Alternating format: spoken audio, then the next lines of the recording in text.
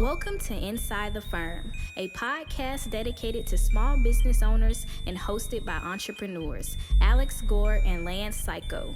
Each week, they take you on their journey of how to start, run, and grow a business by bringing you inside their architecture and real estate development firm. Get a behind-the-scenes tour of how these business leaders manage their clients and foster company culture while creating new and innovative projects. And now your hosts, Alex Gore and Lance Cayko. Okay. Welcome to another episode of Inside the Firm. I'm your host, Al Gore. I'm here with Lance. Let's do it again. Cayko. Yeah. We recorded about 10 minutes of this episode and realized it was not working. So here we go again. We have a great show for you.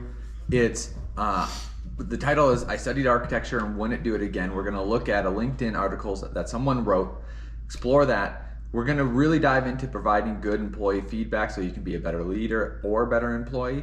And then talk about AI renderings by clients, for clients, good or bad. Before we do that, I want you to go to buildabetterco.com because a little bit of foreshadowing. In each year, you should improve in one area, right? Whether that's design, whether that's marketing, whether that's running your business. And if you want to be better at running your business, go watch our training at buildabetterco.com and then reach out to me. Oh man, crap! Now it's time for my read. I didn't even have the read pulled up. Sorry, Art. This is the first time we're doing this. Accurate data is crucial, especially in today's business environment. Outdated and inaccurate data leads to turnarounds, delays, and rising costs with supply chain and staffing issues. These costs and delays can multiply.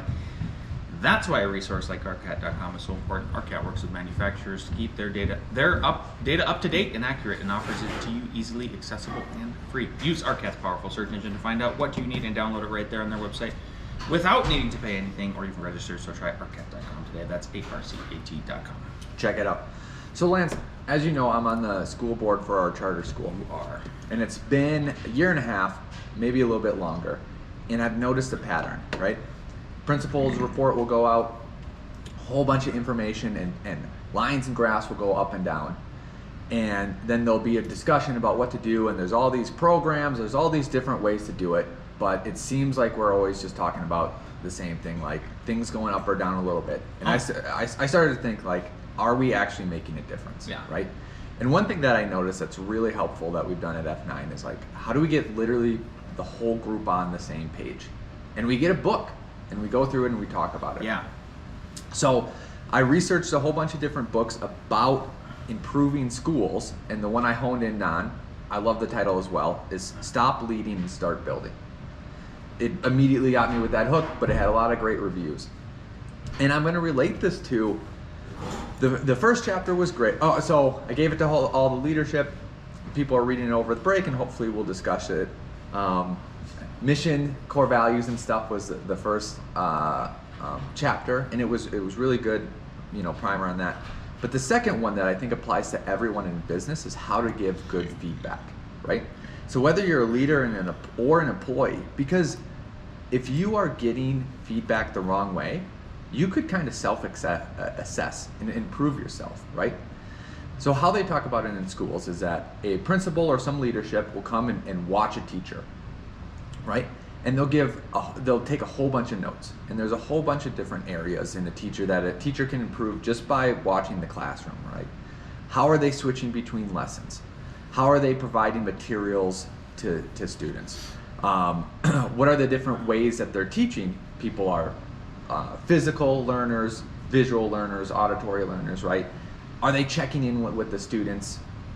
All this stuff, right?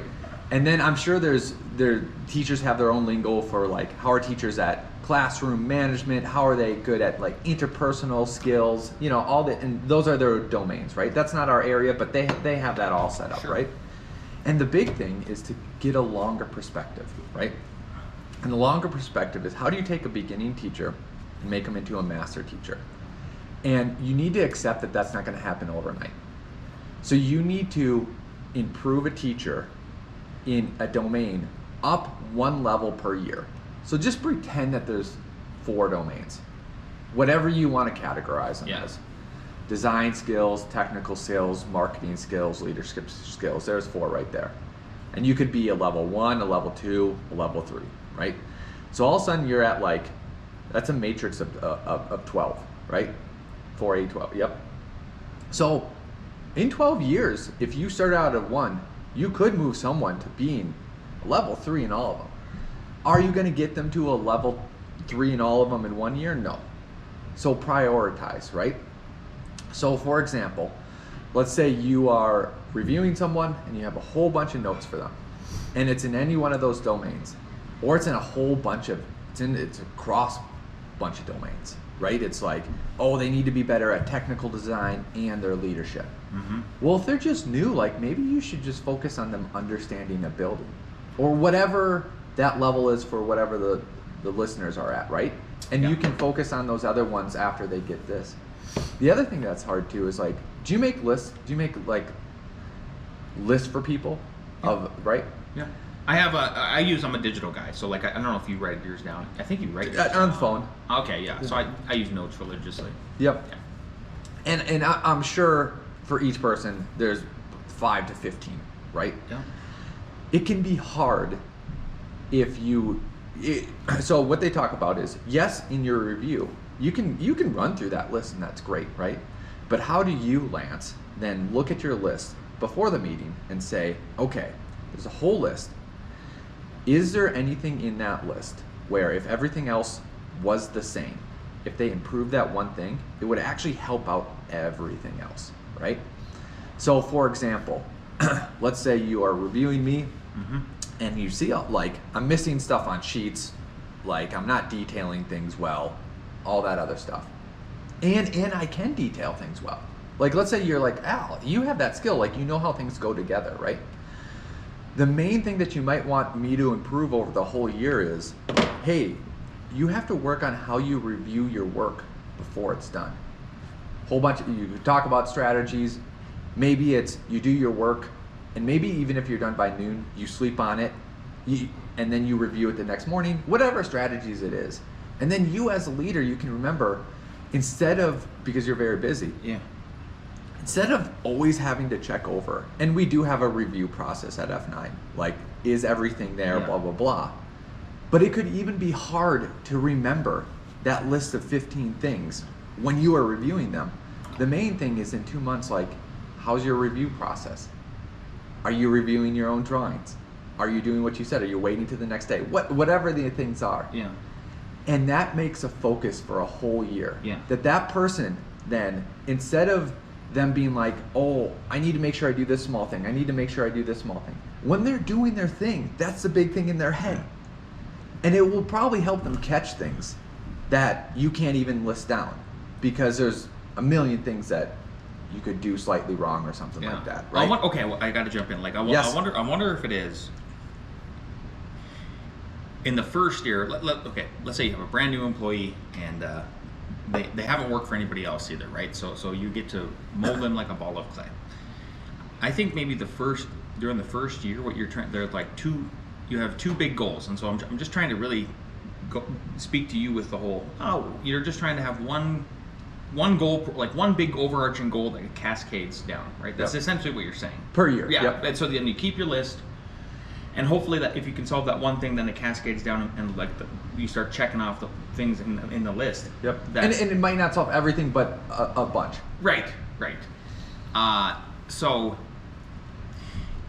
there's, on the one side of it, it's making sure that they're doing fundamental things, that they have fundamental practices in place, right? So like good note taking. Hey, at every meeting you need to have a note. Bring your sketchbook.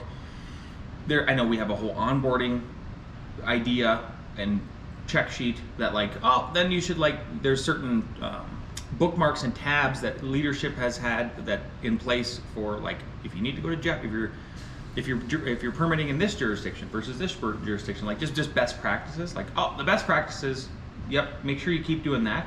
But then the second thing is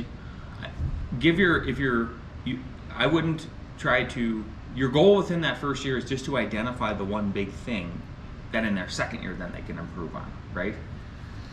So, because if somebody's listening, I'm just trying to be in the listener's head now. And if somebody's listening, when I was listening to you, I was literally being the listener, and I was going okay, Al, when am I Is there a time frame for this? Is there a time frame that I'm supposed to identify that one thing that I'm trying to get them to do? And I think it's within that first year and then the second year to do it. So you're always sort of playing catch up a little bit. But that's like you're really empathizing for that whole year and trying to understand this person and how they operate, and maybe there's that one thing that needs to improve, right? Why I like the way that you're saying that is because in the first year, like you said, we're giving them, we have an onboard document. Okay, learn about this, learn where this process is, learn where this process is, learn how to do this.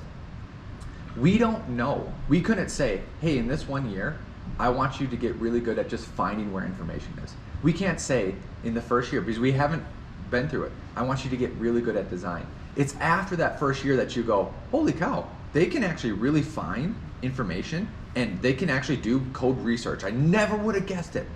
But their spatial planning is terrible, right?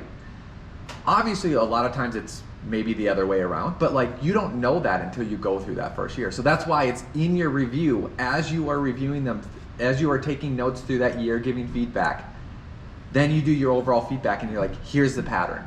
Yeah. Because everyone's different. We have employees, it's what that person's going to improve upon is going to be different than what that person's going to improve upon. And there's a note here that you guys can't see in our internal notes that Al's got a bullet point. It says doesn't overwhelm. So like that strategy doesn't overwhelm people. And it's because it's a careful dance during that first year. They're already, especially in architecture, almost anything maybe, these higher level, like even construction superintendent or a foreman where you're acting, you're in that capacity, any kind of leadership, any kind of role like that. Like I feel like they're floating for a whole year. So I think you can easily overwhelm an employee if you're just going, okay, here's all the things I want you to improve on. I want you to become all of these things all at once. Yep. And rather it's just get them like fundamental best practice and habits. Like help them build their habits, just good little habits every month, every day, all that kind of good stuff with your onboarding process, and then identify the big thing that will hopefully cascade from there. Yep. Right? Yeah. Yep. Cool. And then too, like on our onboarding, we have very simple objectives the first year. And I think one of them is something like this, like take one project, be on one project that you are on from beginning to end. Learn how to find city code information and something else, right? So that's just to reiterate what you're saying is like, okay, that first year they're doing these things and you are then evaluating them to tell them they're one thing the next year and the next year and the next year. Yeah, that's your job. Okay, let's move on. I thought that this was interesting and good to talk about.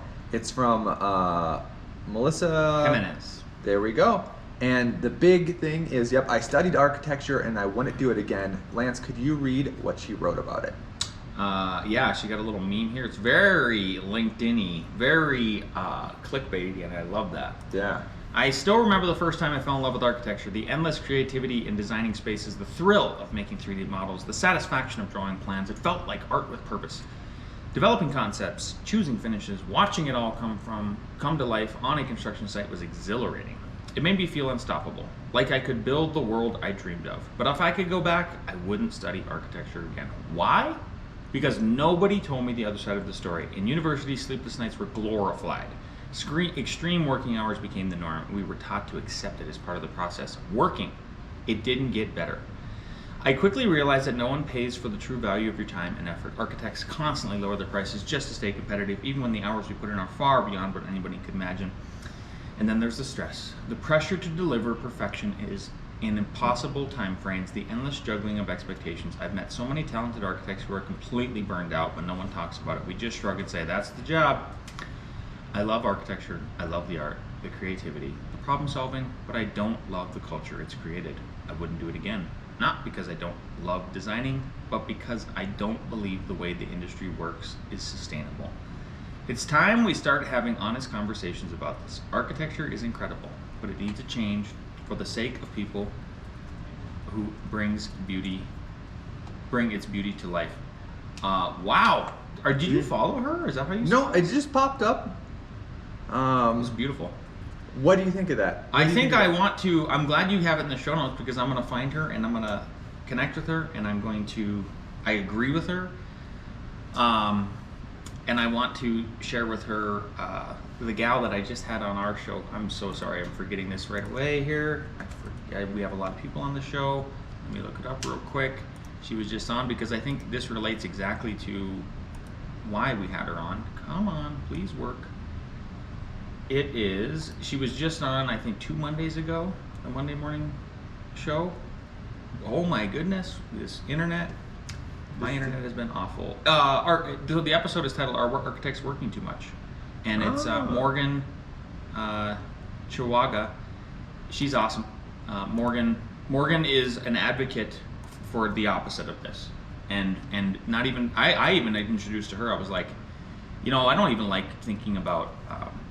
I don't like the phrase work-life balance. For me, it's all about work-life harmony. Somebody challenged me yesterday on like a podcast interview I did about it.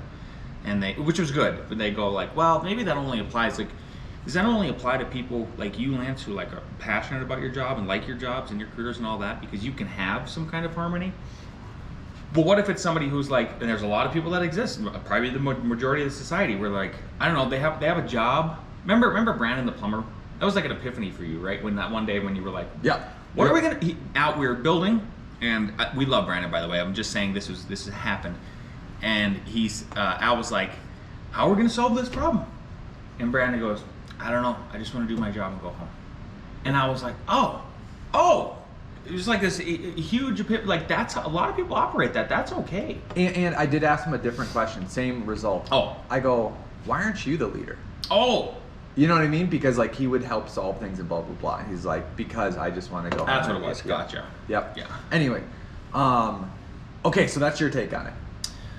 Well, I'm gonna do that, but okay. my take is it's still obviously existing. Like, good Lord, I mean, this is like right on the heels of a speech that I gave, and people didn't like what I had to say about that. It's like, stop glorifying it. Like this is nothing to be glorified about. Like working this 50, 60 hours a week. It's nuts. Yeah. So I won't take the other side of the coin. I just want to open up the aperture. Because a lot of people think like this is only just us. And I'm not saying that she's saying that, but that's how it can be perceived a lot. Like this is only, architecture, right? We work too hard. We work all night and we're all the only ones doing it. Well, as you know, doctors do it, right? You've heard of the brutal doctor's hours. You've heard of it. It's becoming such an issue that like they're sleep deprived and they're working on people, right? Coders do it all the time. There's actually a saying for it, 996. Do you know what that means? No. Yep. This is a known saying in the coders world. You work from 9 a.m. to 9 p.m. 6 days a week. Right? So like it's not just you architects. If you think about like high-end colleges, I don't know about just regular colleges, but like the engineers and the lawyers and like the MBA business people are reading stuff, doing stuff all throughout the night. And the counter to that might be like, yeah, but they all make a lot more. They all make a lot more. Well, actually, I know framers who work 6 days a week, possibly 7 days a week, and you make more than them. Like you make more than a framer. I know how much the people in the field are actually getting paid, right? So I'm not excusing it. Yeah. I'm just saying that, hey, it's not all you. And yes, maybe we aren't paid like doctors, but we're also not paid by lawyers. And I'm not just trying to two sides this, but I'm just trying to give the perspective of we're not the only special ones that are staying up late and stuff like that. I think we do need to put a time box on it, raise our value, and fight for it, and work together as an industry. It's just very hard to do that because there's always someone new coming in that's like, I just love to design. I'm gonna do this for, $10, right? And it's our challenge to talk to the clients and say what we're doing, our experience, and is better. It's just they're gonna use their time and youth to do something different. Yeah. I was curious when this person graduated. Melissa graduated, and it was recent. So this is not like it's not like this is a middle-aged woman Oh, or yeah. whatever. You know, this is new. This is like she just is experiencing this, and of course she works for Gensler. Love Gensler's work, but man, some of these big ones will just chew you up and spit you out. Okay, I think AI renderings. Yeah. Quickly, I wanted to show everybody this. I am going to show both.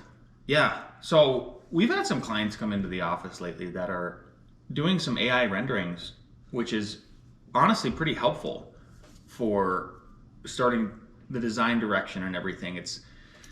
I would call it like the new sketch that they're doing, and I don't think it's a bad idea. Like we're here to experiment. It's all good. Yep. It might even be better than the sketch. So this is where we originally started. I just signed this client, and we're going to do this really cool modern ADU in Boulder.